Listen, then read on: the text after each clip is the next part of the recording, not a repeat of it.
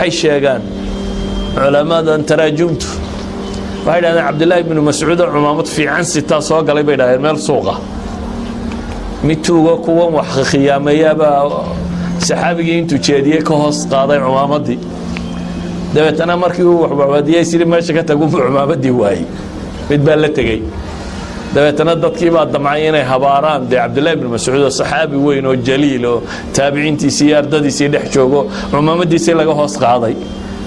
waxay dee uun rabeen inuu sheekhu yidhaahdo saxaabigu kaas ingaarida ha fuusho ilay waa aaminta yidhaahdaan dabeetana wuxuu ku yidhi allahuma inka ilaahayow buu yidhi kaas hadday baahiyi u geysayna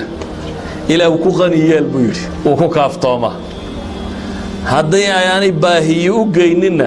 ilaahu waxaad ka yeeshaa buu yidhi aakhira khataaya dembigiisa kii ugu dambeeye dembi uu galo ilaah uga dhig buu leeyahy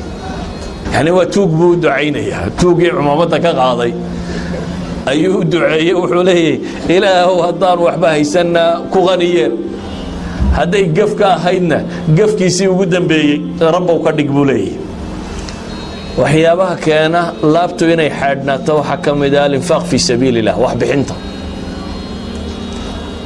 qof kastoo aad u cadhaysnayd hadduu 2-3 jeer wax ku siiyo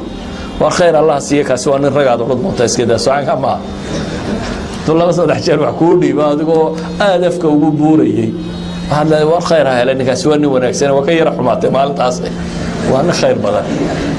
nabiga calayhi salaatu wasalaam wuxuu leeyahay tahaadu taxaabu buu nabigu yidhi